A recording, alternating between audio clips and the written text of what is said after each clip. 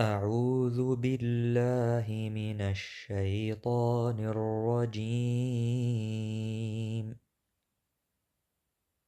بسم الله الرحمن الرحيم. قل يا أيها الكافرون لا أعبد ما تعبدون ولا أنتم عابدون ما أعبد ولا أنا عابد ما عبدتم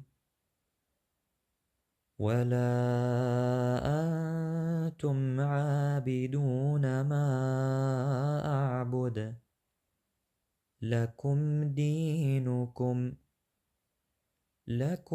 دينكم ولي دين.